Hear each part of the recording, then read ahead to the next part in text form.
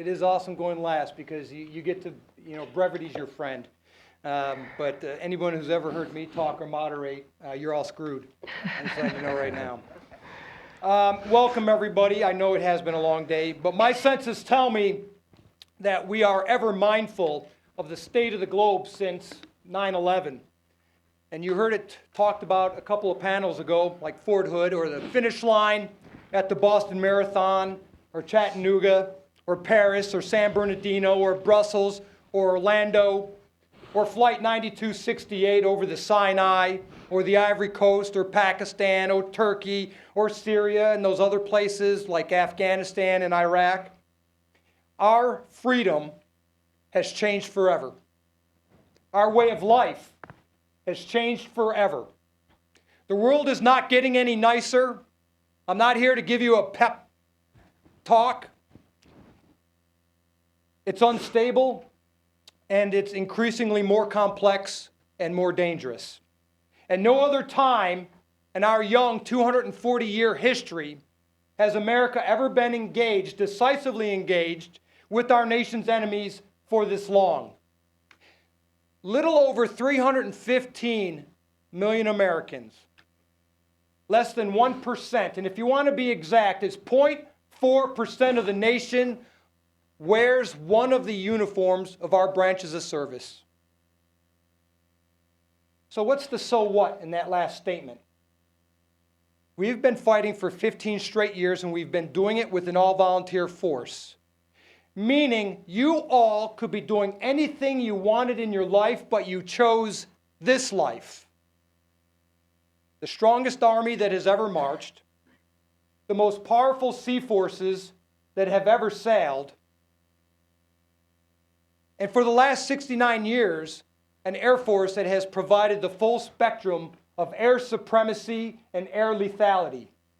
And you have a Corps of Marines, all of which are forward deployed, forward engaged, shaping, training, deterring aggression, supporting, and assisting our partners across all 6 geographical combatant commanders' areas of responsibility.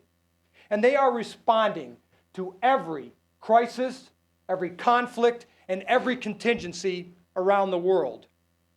Those who wear the cloth of this nation, the uniform of one of our branches of service, you live hard, you train hard, and you fight hard, and you provide our nation a capability to contain a crisis, to fill a gap, or to hold the line. You don't know when or where or who you're going to have to go and fight or help next. But know this, you, and if you're become married and you have a family, you and your family have to be packed and you have to be ready to leave tonight. That is the life that you have chosen. Title 10 of the United States Code, Section 5947, basically states that all in positions of authority are required to show in themselves a good example of virtue, honor, patriotism, and subordination. Basically, service to this nation is a privilege, and it is a privilege founded on integrity that brings with it great responsibility.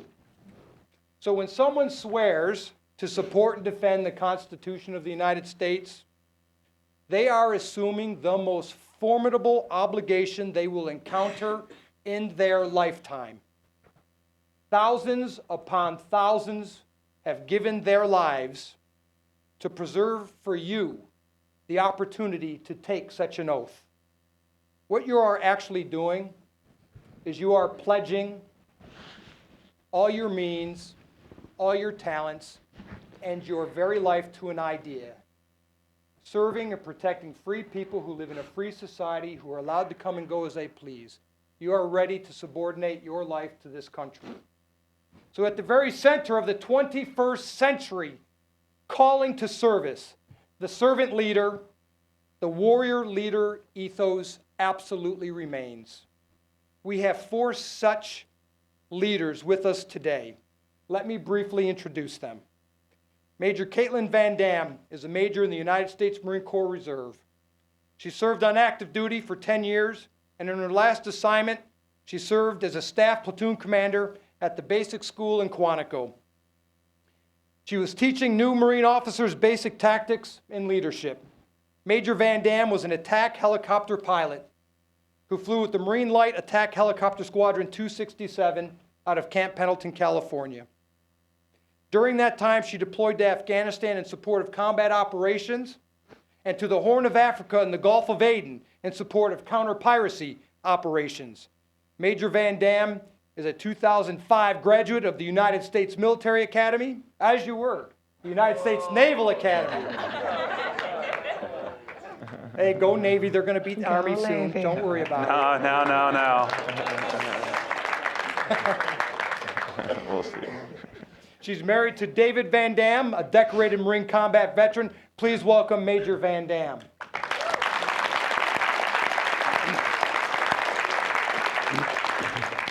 I knew that would get you riled, man. Noted. Captain W. Bryan Jackson graduated and received his commission from the United States Military Academy. Also in 2005. He was assigned to the 2nd Battalion, 3rd Field Artillery, known as the Gunners, in Gießen, Germany in December of 2005. Captain Jackson met his infantry unit in Kuwait en route to Iraq and served as the fire support officer for Alpha Company, 1st of the 36th Infantry, known as the Spartans. Captain Jackson was wounded in action by machine gun fire on September 27, 2006, when his unit was ambushed by an armed insurgent force. During his recovery, he underwent more than a dozen surgeries at Walter Reed Army Medical Center. His decorations include the Distinguished Service Cross, subordinate only to the Medal of Honor, the Purple Heart, and the Army Commendation Medal with Cluster. Please welcome Captain Jackson.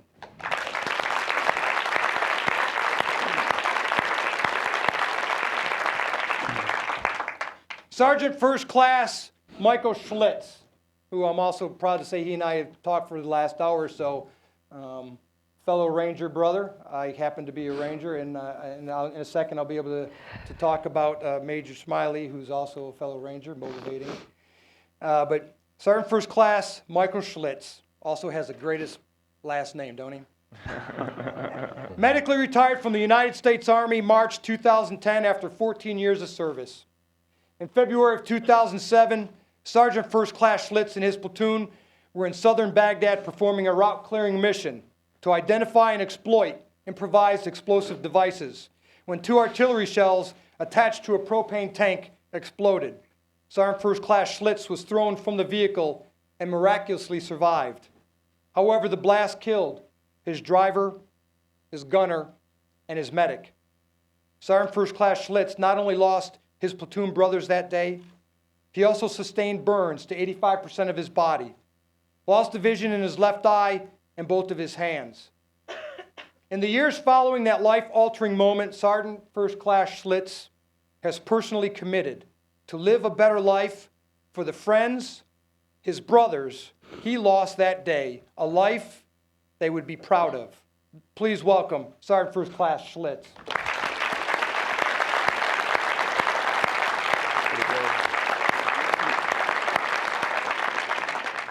And a few moments before we came down here, we were privileged to have a 4th panelist added. Major Scotty Smiley, and I love the conversation we had. He said, when I asked, how would you like me to do this intro? I didn't have time to put a lot together on it. He said, Sergeant Major, be mighty, but be brief. So, ladies and gentlemen, a 2003 graduate of the United States Military Academy, known to his friends and family as Scotty, his message to me was awe-inspiring. He said, Sergeant Major was born to serve. Please welcome Major Scotty Smiley.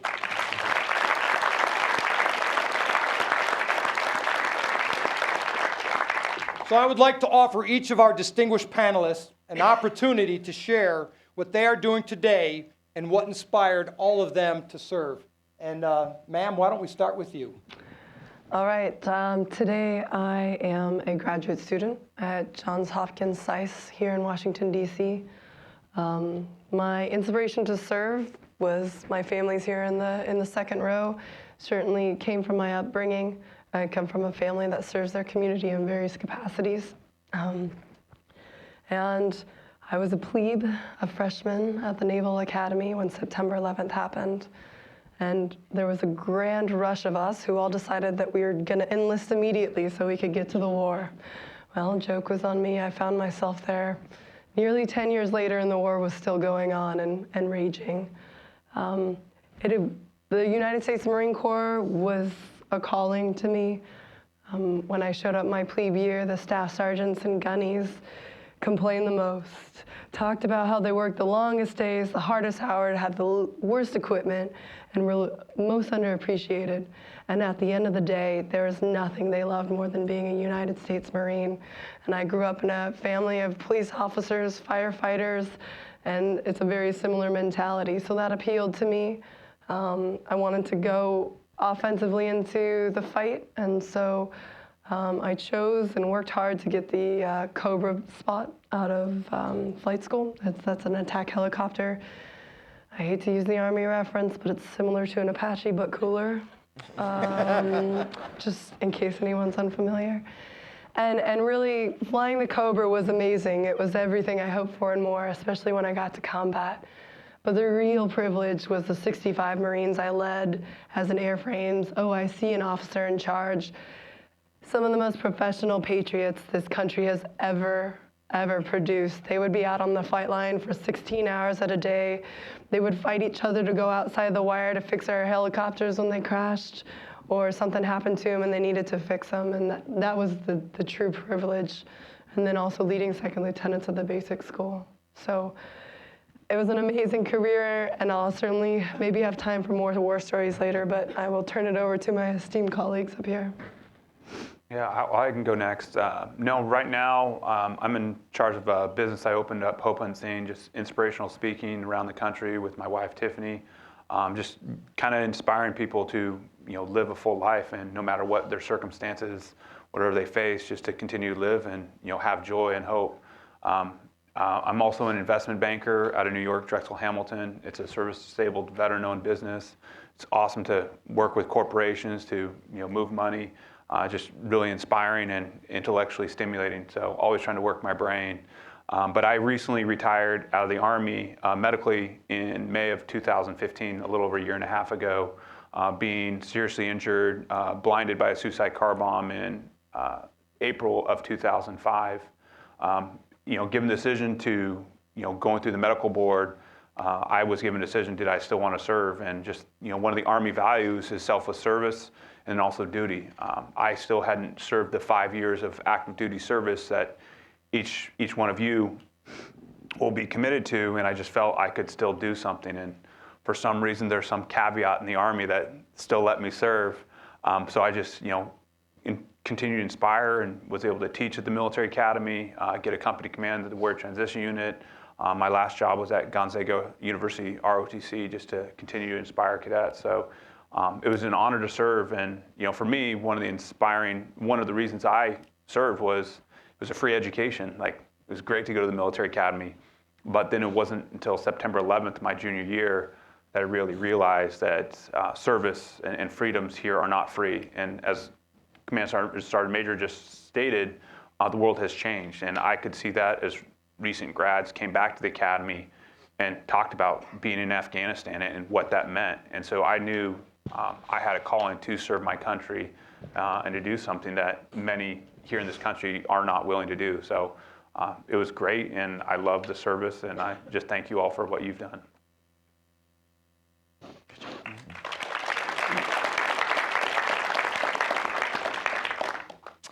So now I'm a veteran advocate and professional speaker. I travel pretty much around the calendar. I get about 100 days at home a year. And outside of that, I'm in corporate America. I'm at military bases, sometimes here at Capitol Hill.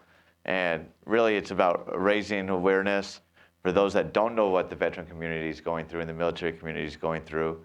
And the other half is making sure that they have the benefits. And whether that's working with corporate America and their human resources department to have hiring initiatives, or a better understanding of who that they're going to be bringing into their companies and what we as veterans offer, there's a lot of work to be done. And I was a leader in the, being a platoon sergeant in the Army, and having those guys underneath me. It's just something that comes naturally to want to take care of your brothers and sisters in arms. So now I do the same thing. I just do it as a civilian. And I can tell you this, the military was one of the easiest jobs I ever had in my life. I had more time off and more free time than I could ever imagine. And now the days are a little bit longer and they fly by. So enjoy your time in the military, take care of those underneath you, and don't take it for granted.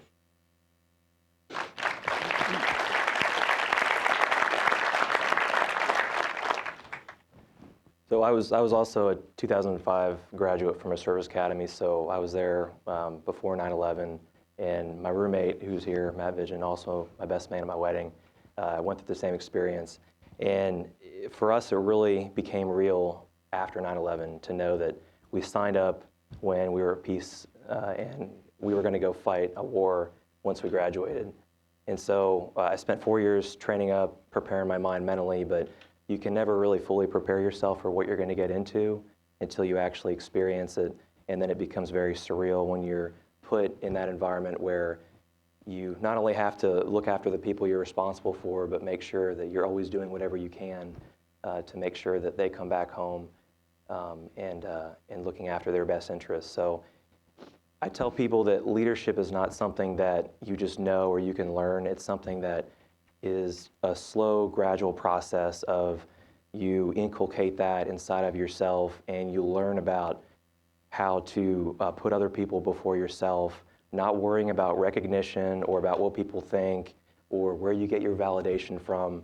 You do your job, you take care of your people, and you always put them first, and you always put the mission first as well. And if you do that, then everything else will fall into place.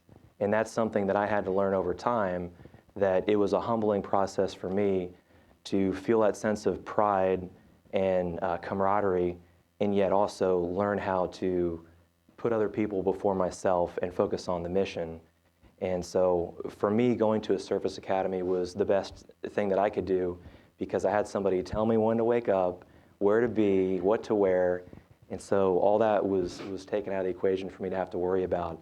But just that 4 year of rigorous experience of academics, that fully immersive environment.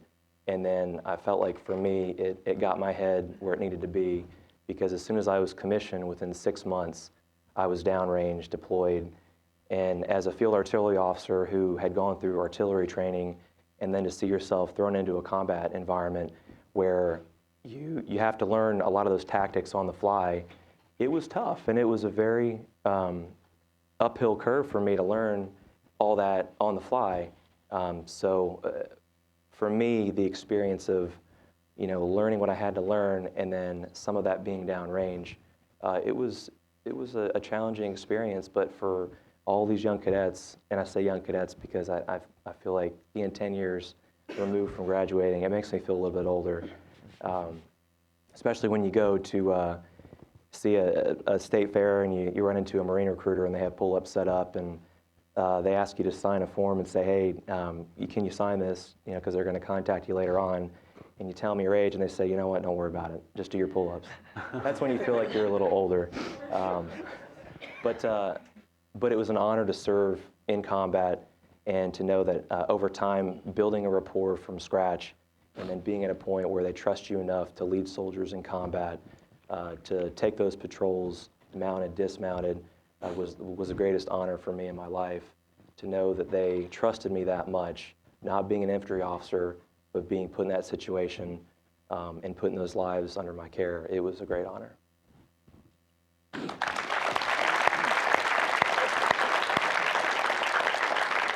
I do open up the audience at any time. If somebody has a question, please jump up and ask this esteemed panel a question or something that's on your mind. All right, perfect. Then I will keep on going. Please share, and in any order, please share with us that one leader that most impacted you, your development, And what intrinsic values or qualities did he or she instill in you? Oh dear, this is being taped. That one leader, and what did they give you?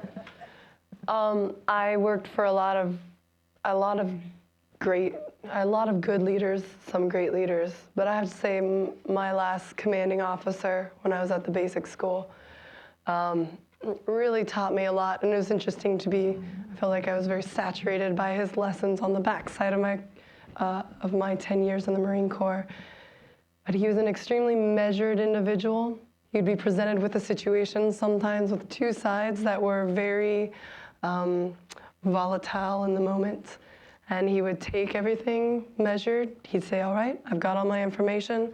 And you probably didn't get an immediate answer because he would take the time to think about what his decision was going to be and why those reasons were. Understand we were at the basic school in Quantico, Virginia, so this wasn't combat.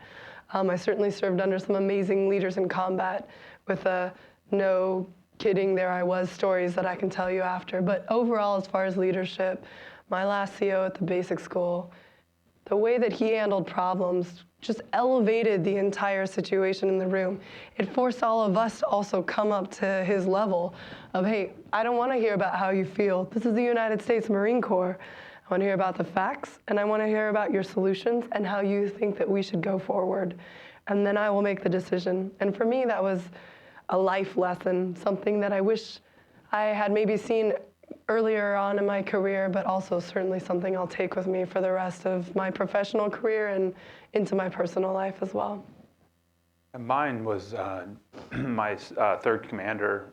My second commander was killed in action in Iraq when a man walked in and blew himself up in the Mosul mess hall, killing 22 men and women total, just destroying lives. That it was one of my best friends who became my commander, and the reason he was one of the best leaders is his counseling.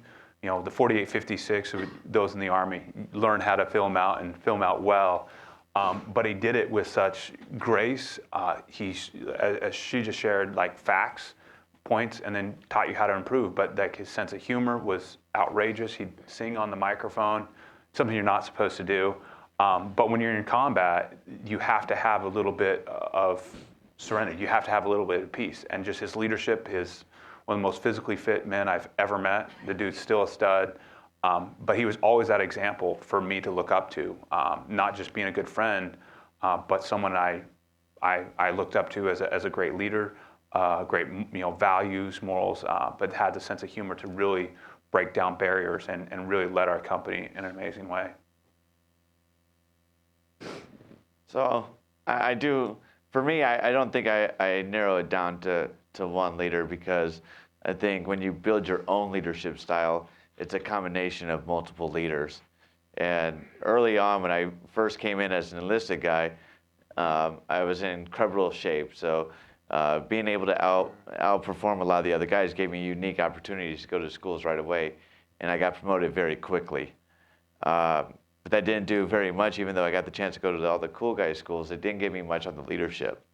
And so looking back on it, pre 9/11, being in the 90s, and all my leadership had either been to Mogadishu or Panama or Grenada, and there was a lot of ruling with an iron fist. You rule by fear. If I say it, you do it, and there's nothing else that is going to be done. Otherwise, you're going to pay dearly for it. And I ruled that way. And as a young corporal and a young sergeant, I had people who were 2 ranks above me moving out of my way when I came down the hallway because they didn't know what I would do, which made me feel like I was powerful and I was doing what I was supposed to. But the real truth of it is, as a toxic leader, and then one day I had a really good leader step aside and say, well, what do you really know about your soldiers? Why are they just doing it because you're telling them to do it? Or are they really learning anything? And, he did what we all hope for. He mentored me and he guided me and he put me back on a good path so that I could become a better leader. And it's everything from knowing where your soldiers are from, what kind of music they listen to, what religion are they, all these things that make up who they are. Because if you want that person to work for you, if you want them to do what you ask of them. You have to know what motivates them. Did they join the military because they needed money? Did they join the military because they wanted schooled? Are they, do they want to get promoted? And if you know what motivates and drives them, then you can, kind of give them that carrot, Well, do your job, do it well, do it to a higher standard. Maybe you'll get that promotion, or maybe you'll get to go to that school. And it really allows you to connect on a more personal level. And I think that is what true leadership is. So I'm thankful for all the leaders I have, but both the ones that show me what, what right looks like, and that's taking care of your soldiers so you can truly lead.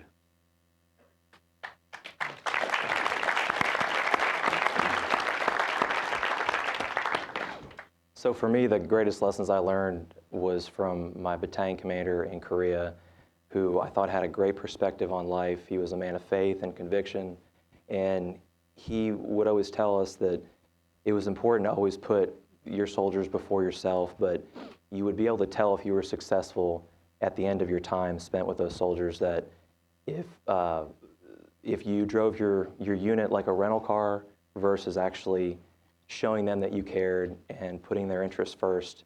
And there were he lost his life right after retiring, and he actually was the deputy department head for the Behavioral Science and Leadership Department at West Point, Colonel Eric Hale. And so great inspirational leader for me, but very laid back kind of personality, but he knew his stuff inside and out. He always knew how to interject humor in there, which is very important when you're in those stressful situations, that you know how to put other people at ease, even as you might be shaken to your core and rattling at the bones because you're afraid, but you still drive through that. You still focus on the mission and making sure everybody makes it out alive. But he said that there's several things that define success, and you should never look to your supervisor for what he thinks of you or on an evaluation report to determine your worth in life and how you're performing. You should look to three things, and that is in the eyes of your soldiers, the embrace of your wife, and in the hearts and the legacy of your children. And so I'll say it again, success is defined by the eyes of your soldiers, the embrace of your wife, and in the hearts and legacy of your children. Because when you look in the eyes of your soldiers, you'll see whether or not they have faith in you and if you've done everything that you should do. When your spouse embraces you, you'll know whether or not it's important in your life and a priority that your family is critical to you being successful at your job, so that they can handle what needs to be handled at home while you're off fighting and you're doing your job. And lastly, your children are your legacy on this earth, and some of you are going to have families, and it's going to be hard because you're going to be away from them. But I'm fortunate enough to have 3 beautiful children with my wife. They're all under the age of 5. And when I'm gone, 50 years after I'm gone, even if people don't remember who I am, if they hopefully have instilled in them an impact on this life, that they've learned things and my kids can help share that desire to serve other people and to spread love and joy, I think that is going to be what brings people out of hopeless situations and help them know that there are things to look forward to in life, and that if you can share that with more people, I think our country would be in a much better place. So those are the 3 things that I would impart with you, that I believe if you can live those as part of your life and know your priorities and know what's important, you're going to be successful at whatever you do.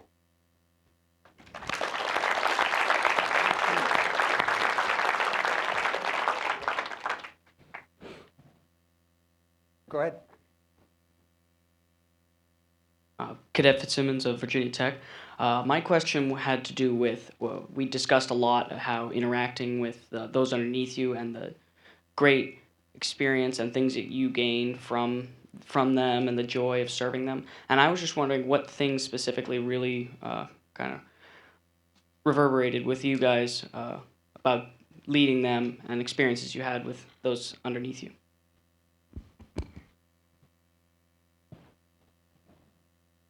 Okay, first, never underestimate somebody because of their rank.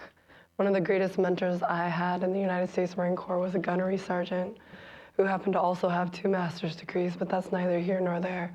When I was a young officer in the squadron, he was my greatest mentor, not just on how the aircraft work, how I was supposed to do things by the book, but also how to take care of my Marines. I had a master guns as well that was a phenomenal mentor that I could go to. But also you have to balance that with many of you in this room are going to be officers, and you can still have a phenomenal relationship with your, I'll say Marines here, but your Marines, your soldiers, your sailors, your airmen. You can have that great relationship without dropping that professionalism. And I think that is really important. I also, and I don't know if we'll get to this with another question so I can delve in deeper, but I'm a true believer in the most obvious talent does not win the day. You need to know your Marines, your subordinates. You need to know what they're good at. I had a really good buddy, he was an infantry officer, and he had a Marine who was one of his troubler kids. They were in Afghanistan having the hardest time, but you know what this Marine knew? He could take apart an engine and put it back together with his eyes closed. So when my buddy, who was a platoon commander, all of his Humvees went down, this Marine now had a job, he now had a purpose, and he now became a productive part of the platoon. And I've certainly utilized that lesson as well multiple times. So know your Marines, know their families, but know what makes them tick, know what they're good at. Always make sure that even your superstars know what they need to work on. Counseling is of the utmost importance. Become really good friends with whoever your staff NCO is, essentially like your wingman. And they're gonna know your subordinates better than you are because they've probably been there longer and they've also been doing the same job. So get on the same page with that individual and get to know your Marines, your subordinates and what their talents are, and use those when you need them. From the enlisted side of it, the one thing I can say is, always be on your toes. The lower enlisted are always going to be watching you. The junior NCOs are probably going to harass you a little bit, and they're going to put you through the ringer, and as they should, because it's going to help you build character. But don't let it get to you. And the one thing I can say is, you guys are going to be the leader of that whatever level that you're going into. So when in charge, take charge. All right. If you have to make a decision, make a decision. Because the worst thing you can do is not make a decision and make somebody have to make it for you. If you're unsure of something, then get with your NCOs, get with your counterparts, talk to them, and hash it out. War game, whatever you need to do, and then come to the solution if you have time. But if it comes down to it, the worst thing you can do is not make a decision. So when in charge, take charge. Yeah, and have empathy. Like every one of your soldiers, men and women under you, are different personalities, different people, and react differently to how you lead, and which means you have to lead in certain manners differently than how you lead in other situations. But you have to have self-regulation, and being self-aware of what you say around. As Mike just shared, they're always watching. But you take those leadership styles that you see and you grow. Army, you always say, put in your rucksack. We should also put in, things that you don't like, leadership styles that you've all seen that you don't like, and make sure you don't do the same. But pick up what you do see as right, and then use those as you move forward. And can I add one more thing? Give them expectations. Nobody wants to be in the dark of what you expect, right? You don't want to work for somebody that you don't know what he or she expects from you. So give them your expectations up front, and really think about that before you address them, even for the first time, especially as a group. Because that first time, that first impression, you can really set the tone.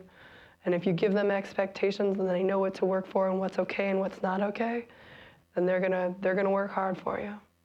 As you should work twice as hard for them, and you're going to. There's no option there, I promise. There's a running joke that a lot of you have heard that as a brand new second lieutenant, the first thing that you say is, in my experience. And the joke is that you don't have any experience yet. So humility is critical.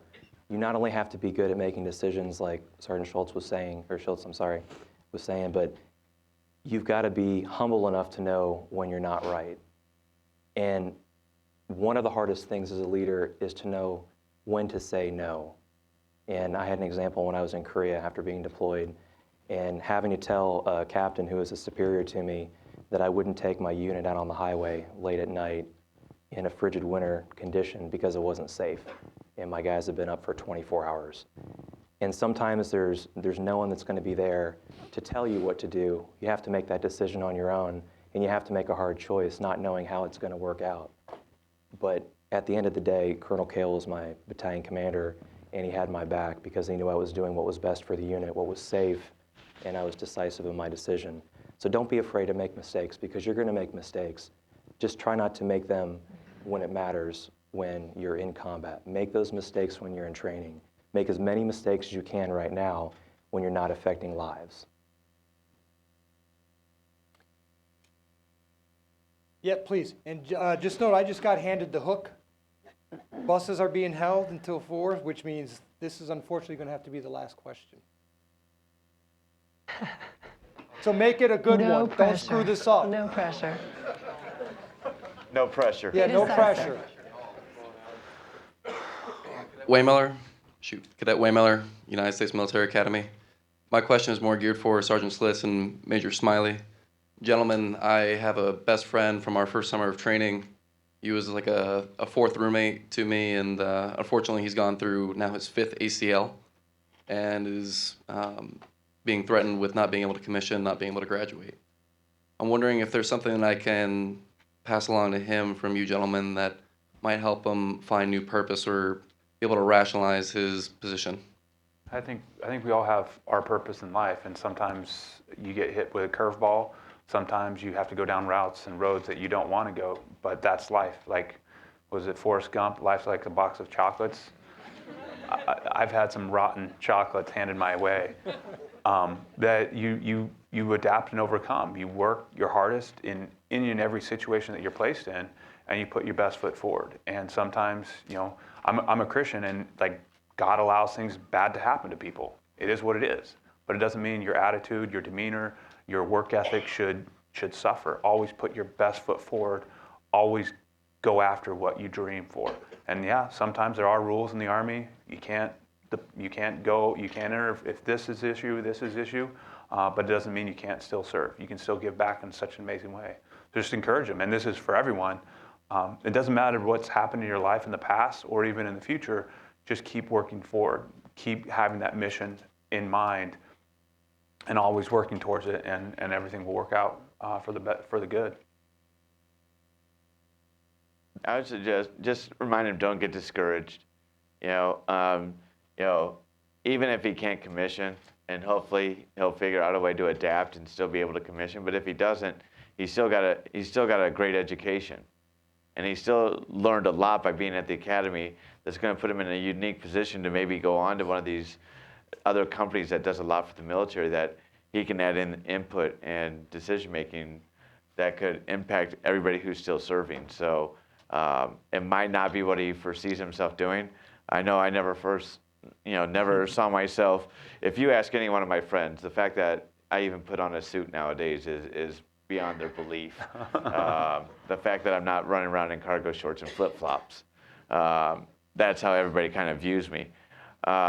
But I had to adapt. I mean, it wasn't in my cards to be the other guy, so I had to push forward, and I know he will as well. So just tell him, okay, we'll look at it this way. You're transitioning. We talked about transition the other night.